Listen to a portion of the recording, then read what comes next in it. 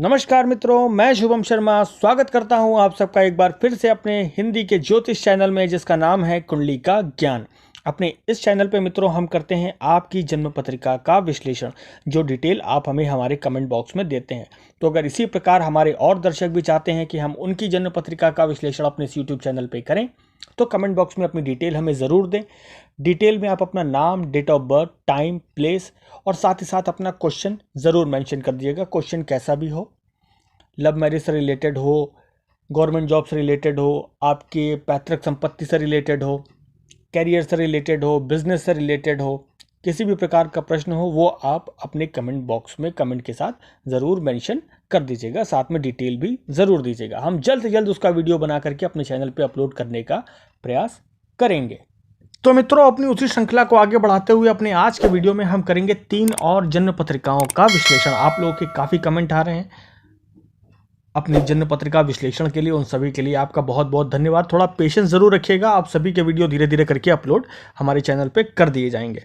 तो चलिए चलते हैं पहली जन्म पत्रिका पे। उससे पहले आप लोगों से अनुरोध है कि वीडियो को शुरू से लेकर के अंत तक पूरा देखिएगा। हो सकता है इन 3 जन्म पत्रिकाओं में से एक जन्म पत्रिका आपकी हो। तो चलिए चलते हैं अपनी पहली जन्म पत्रिका पे। तो आपको आपकी स्क्रीन पे कुंडली दिखाई दे रही होगी। 7 नंबर से शुरू होती कुंडली है तुला लग्न की कुंडली, और लग्न के स्वामी बनते हैं शुक्र, जो कि विराजमान है कुंडली के 6ठे भाव में।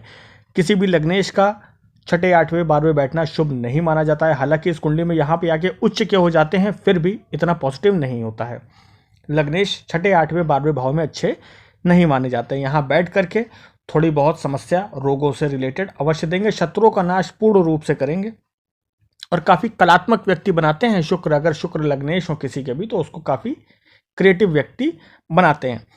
अब आगे चलते हैं कुंडली के दूसरे घर में, जहां गुरु विराजमान है। गुरु इस कुंडली में इतने योग कारक नहीं होते हैं। कुंडली के 3रे और 6ठे भाव के स्वामी हैं और विराजमान है कुंडली के दूसरे भाव में।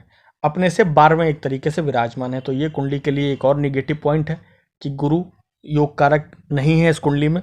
साथ ही साथ धन स्थान में तो वाणी को थोड़ा सा कटु करेंगे। मंगल के घर में आ जाते हैं, यहाँ पे वाणी को थोड़ा कटु करेंगे। परिवार से रिश्ते इतने मधुर नहीं होंगे और साथ ही साथ धन संचय में भी थोड़ी बहुत प्रॉब्लम अपनी दशा अंतरदशा में अवश्य देंगे। अब चलते हैं कुंडली के 3रे भाव में, जहां पर चंद्रमा विराजमान है। चंद्रमा यहां पर गुरु के घर में आ जाते हैं, बहुत बड़ा पॉजिटिव है, व्यक्ति को पराक्रमी बनाते हैं। साथ ही साथ चंद्रमा की दृष्टि भाग्य स्थान पर पड़ती है, जो कि कुंडली के लिए और ज्यादा पॉजिटिव है, भाग्य में भी वृद्धि करते हैं। अब चलते हैं कुंडली के 5वें स्थान में, जहां पर शनि विराजमान है। शनि इस कुंडली में अति योग कारक प्लैनेट बनते हैं और कुंडली के 5वें स्थान अपने ही घर में विराजमान है। बहुत बड़ा पॉजिटिव है कुंडली के लिए। शनि अपने ही घर में विराजमान, वो भी 5वें स्थान में। 2 प्रमुख भावों के स्वामी बनते हैं इस कुंडली में, चतुर्थ और पंचम, जहां पर 10 नंबर और 11 नंबर लिखा है। मकर और कुंभ राशि के स्वामी शनि बनते हैं। तो इस कुंडली में 2 प्रमुख स्थानों के स्वामी बनते हैं और अपने ही घर में विराजमान है। रिकग्निशन में वृद्धि करेंगे, सुखों में वृद्धि करेंगे। दृष्टि डालते हैं इनकम के स्थान में, इनकम में वृद्धि करेंगे। बहुत उत्तम है शनि की पोजीशन इनके लिए इस कुंडली में। अब आगे चलते हैं कुंडली के 7वें स्थान में, जहां पर सूर्य, बुध और केतु विराजमान है। कुंडली में अगर सूर्य बुध साथ में हो तो बुधादित्य राजयोग बनता है। साथ ही साथ सूर्य और केतु हैं तो ग्रहण योग भी बनाते हैं। सूर्य और बुध का बुधादित्य राजयोग इस पर्टिकुलर प्लेस के लिए बहुत बड़ा पॉजिटिव है, अच्छे जीवन साथी की प्राप्ति की तरफ इशारा करता है। पर केतु की स्थिति थोड़े बहुत कष्टों को भी दर्शाती है। तो अपनी दशा अंतरदशा में ये ग्रह इस प्रकार फल अवश्य देंगे। तो मित्रों, ये जन्म पत्रिका हमको भेजी थी ऋतुराज सिंह जी ने, अपनी सिस्टर स्वाति जी के बारे में वो जानना चाहते हैं। तो उसी की जन्म पत्रिका का विश्लेषण आप हमारे चैनल पे देख रहे हैं। अब चलते हैं कुंडली के 10वें भाव में, जहां पर मंगल विराजमान है। मंगल यहाँ नीच राशि के हो जाते हैं। कुंडली के लिए एक और निगेटिव कर्म स्थान में नीच राशि के मंगल विराजमान है।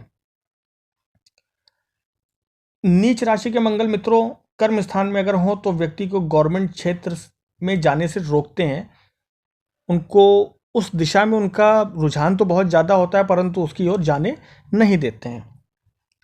अब कुंडली के लग्न की बात करते हैं, जहां पर राहु विराजमान है। राहु जहां पर भी बैठ जाए कुंडली में, समझ जाइए कि आपकी जिज्ञासा, आपकी इच्छा, आपकी अभिलाषा यही है।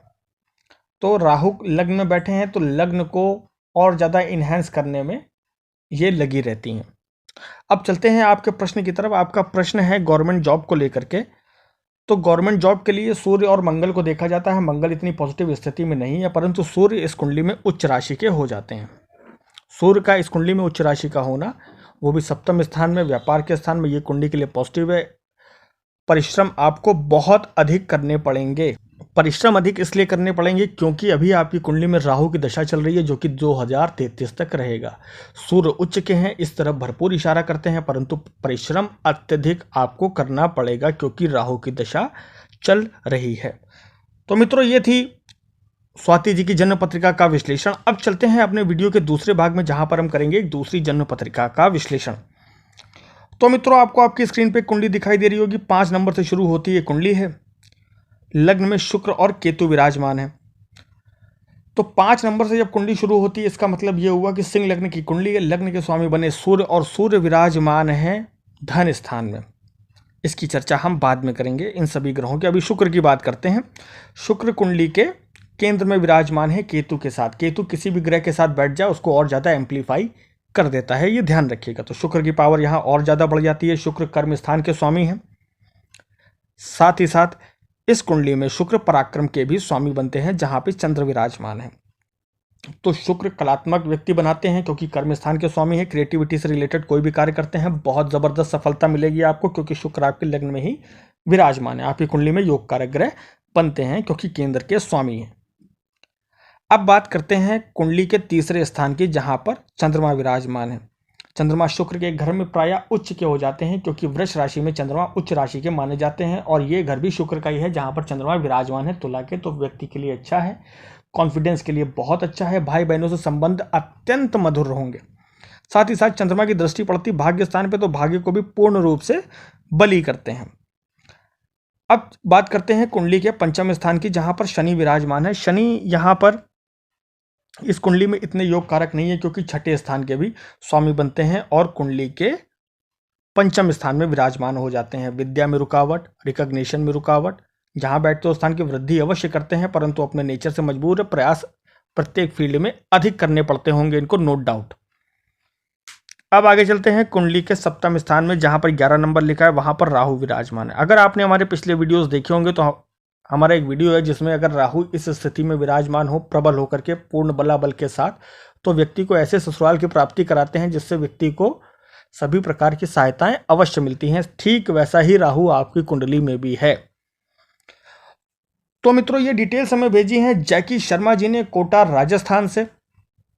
तो उनकी जन्म पत्रिका का विश्लेषण हम इस वक्त अपने चैनल पे कर रहे हैं। तो हम राहु की चर्चा कर रहे थे कि ऐसी स्थिति में राहु बहुत ही अच्छे जीवन साथी की प्राप्ति कराते हैं। जहां भी आप डूब रहे होंगे वो आएंगे और आपको बचा लेंगे। अत्यधिक पॉजिटिव आपकी कुंडली के लिए राहु की ऐसी स्थिति। अब बात करते हैं कुंडली के अष्टम स्थान की जहां पर मंगल विराजमान है। पूर्ण रूप से मांगलिक बनते हैं आप, सबसे पहली बात।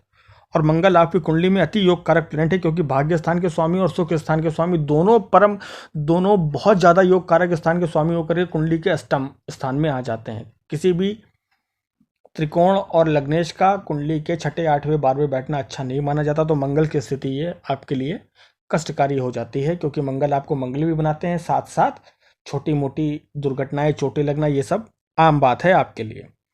अब चलते हैं कुंडली के दशम स्थान में जहां पर गुरु विराजमान है।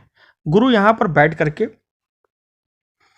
आपकी कुंडली के एक तो पंचम स्थान के स्वामी हैं, योग कारक बन जाते हैं कुंडली में, और कुंडली के दशम स्थान में आ गया पंचमेश और दशमेश का संयोग हो गया। पंचमेश दशमेश आ गया, बहुत ही बड़ा पॉजिटिव आपकी कुंडली के लिए। गुरु से रिलेटेड कोई कार्य करें या शुक्र से रिलेटेड कोई कार्य करें, सफलता निश्चित रूप से आपको मिलेगी। अब बात करते हैं आपके प्रश्नों की। आपने प्रश्न भेजा है कि भाग्योदय कब होगा, साथ ही साथ आप ये जानना चाहते हैं कि आपसे कई लोगों ने कहा है कि धन की सदैव कमी रहेगी, ऐसा आपने अपने कमेंट में लिखा है। तो जानना चाहते हैं क्या ये सच है या नहीं। तो मित्रों, सबसे पहली बात तो आपके जो लग्नेश हैं सूर्य, वो आ गए हैं कुंडली के दूसरे स्थान में। सबसे पहले तो ये एक धन योग बना देते हैं। लग्नेश अगर धन स्थान में आ जाए तो धन योग बनता है। दूसरा, आपके लाभ स्थान के स्वामी जो हैं वो बनते हैं बुध, और वो उच्च होकर के सूर्य के साथ बुद्धादित्य राजयोग में इन्वॉल्व हैं। ये भी एक प्रबल धन योग बनता है। तो आपकी कुंडली में दो दो धन योग हैं। तो अपने दिमाग से निगेटिविटी को निकालिए। जिन लोगों ने ये आपसे कहा है, आपके पास पर्याप्त मात्रा में धन संचय अवश्य होगा। ये बात आप कहिए तो मैं आपको लिख के भी दे दूं। आपके ग्रहों की स्थिति ऐसा योग दर्शाती है कि आपके पास धन की कोई कमी नहीं होगी, प्रचुर मात्रा में धन संचय अवश्य होगा। बस कार्य आप शुक्र या बृहस्पति से रिलेटेड करिएगा, वो आपके लिए बहुत ज़्यादा पॉजिटिव होगा। तो मित्रों, ये था जैकी शर्मा जी की जन्म पत्रिका का विश्लेषण। अब चलते हैं अपनी वीडियो के तीसरे भाग में, जहां पर हम करेंगे एक और जन्म पत्रिका का विश्लेषण। तो मित्रों, आपको आपकी स्क्रीन पे एक और कुंडली दिखाई दे रही होगी। 8 नंबर से शुरू होती है कुंडली है, यानी वृश्चिक लग्न की कुंडली है। लग्न के स्वामी बनते हैं मंगल। मंगल विराजमान है कुंडली के नवम भाव में, भाग्य स्थान में। लग्नेश भाग्य स्थान में आ जाए बहुत अच्छा माना जाता है, परंतु यहाँ नीच के हो जाते हैं। नीच के होने की वजह से उच्च की दृष्टि से पराक्रम को देखते हैं, तो पराक्रम में अपार वृद्धि करते हैं। ऐसा व्यक्ति किसी से भी जो है वो टक्कर लेने के लिए तैयार रहता है, जिसके पराक्रम से मंगल का संबंध हो जाए। अब बात करते हैं कुंडली के दूसरे स्थान की, जहां पर गुरु विराजमान है। गुरु यहां पर बैठ करके अपने ही घर में बैठते हैं, अपार धन संचय के योग बनाते हैं, स्वग्रही हो जाते हैं, वाणी अत्यधिक सौम्य करते हैं, परिवार से रिश्ते बहुत अच्छे रखते हैं। साथ ही साथ कुंडली के चतुर्थ स्थान में चंद्रमा विराजमान है, सुखों में वृद्धि करते हैं और सभी प्रकार के सुखों की प्राप्ति अपनी दशा अंतर दशा में अवश्य कराते हैं। अब चलते हैं कुंडली के पंचम स्थान में, जहां पर शनि और केतु विराजमान है। तो हमने भी आपको अपने पिछले वीडियो में बताया, केतु किसी के साथ भी बैठ गया उसकी पावर को एम्पलीफाई कर देता है, और शनि यहां पर विराजमान है, तो करियर से रिलेटेड थोड़ी बहुत ऑब्स्टिकल्स जरूर आएंगी। हालांकि जिस स्थान में बैठते हैं उस स्थान में वृद्धि करते हैं, परंतु बहुत धीरे धीरे करते हैं, तो परिश्रम ऐसे व्यक्तियों को बहुत ज़्यादा अधिक करना पड़ता है। अगर शनि स्वग्रही या उच्च के ना हो और इन सब स्थानों में बैठ जाएं, तो व्यक्ति को परिश्रम बहुत ज़्यादा करना पड़ता है। अब चलते हैं कुंडली के नवम भाव में, जहां पर मंगल के साथ शुक्र भी विराजमान है। शुक्र आपकी कुंडली में सप्तम स्थान के स्वामी बनते हैं और विराजमान हो गए कुंडली के भाग्य स्थान में। तो ये आपके भाग्य के लिए बहुत बड़ा पॉजिटिव है। अपनी दशा अंतर दशा में भाग्योदय अवश्य करते हैं। अब चलते हैं कुंडली के दशम स्थान में, जहां पर बुध विराजमान है। बुध यहां पर एक तो अष्टम स्थान के स्वामी बनते हैं, साथ ही साथ कुंडली के 11वें स्थान के भी स्वामी बनते हैं और विराजमान हो गए कुंडली के दशम स्थान में। लाभेश होकर के कुंडली के दशम स्थान में विराजमान हो गए।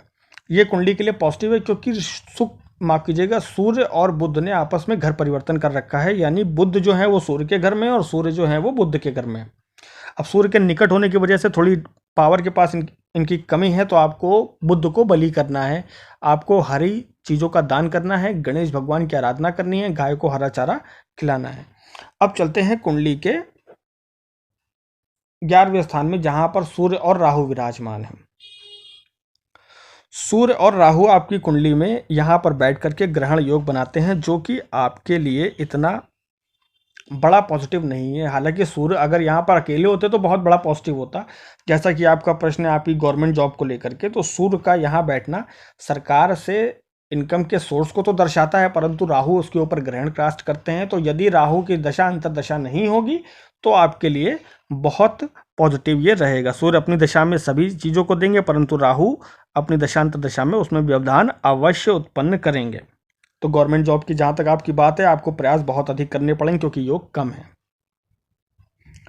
अब बात करते हैं कि आपके दूसरे प्रश्न आपके विवाह को लेकर के। तो अभी देवगुरु बृहस्पति मकर राशि में चल रहे हैं, पूर्ण रूप से आपके विवाह के योग चल रहे हैं। आप प्रयास करिए, आपका विवाह निश्चित हो जाएगा। देवगुरु बृहस्पति आपकी शादी करा के ही जाएंगे। तीसरा आपका बड़ा ही विचित्र टाइप का क्वेश्चन है। आपने पूछा है कि किसी दूसरे की संपत्ति की प्राप्ति होगी क्या। मित्रों, ऐसा नहीं पूछा जाता है। पूछा यह जाता है क्या पैतृक संपत्ति की प्राप्ति होगी या नहीं होगी। तो पैतृक संपत्ति की प्राप्ति के लिए हम कुंडली के दूसरे स्थान को देखते हैं, जहां पर स्वग्रही बृहस्पति विराजमान है। अब हम इस माध्यम से आपसे ये तो कह सकते हैं कि आपको पैतृक संपत्ति की प्राप्ति अवश्य होगी, पर किसी दूसरे व्यक्ति की संपत्ति की प्राप्ति होगी। मित्रों, ये ऐसा ज्योतिष में इसके प्रति कोई जो है वो स्पेशल हाउस निर्धारित नहीं किया गया है। तो आपको पैतृक संपत्ति की प्राप्ति अवश्य होगी। इन दूसरे शब्दों में कहें तो आप अगर खुद नहीं भी कुछ बनाएंगे तो भी आपको जो है वो सब कुछ मिलेगा। आपकी कुंडली में बृहस्पति ये योग जरूर बनाते हैं। तो मित्रों, ये था तीनों जन्म पत्रिकाओं का विश्लेषण, और ये डिटेल हमें भेजी थी दिवाकर प्रसाद जी ने लखीमपुर खीरी यूपी से। तो मित्रों ये था तीनों जन्म पत्रिकाओं का विश्लेषण। हम आशा करते हैं आपको हमारा वीडियो पसंद आया होगा। अगर इसी प्रकार आप भी चाहते हैं कि हम आपकी जन्म पत्रिका का विश्लेषण अपने इस यूट्यूब चैनल पे करें तो कमेंट बॉक्स में डिटेल जरूर दीजिएगा। हम जल्द से जल्द वीडियो बना करके अपलोड करने का प्रयास करेंगे। और हमारी इस निस्वार्थ भाव से सेवा के लिए हमारे चैनल को सब्सक्राइब करना मत भूलिएगा और वीडियो को शुरू से अंत तक जरूर देखिएगा। तब तक के लिए हम आपसे मिलते हैं अपने अगले वीडियो में। बहुत बहुत धन्यवाद।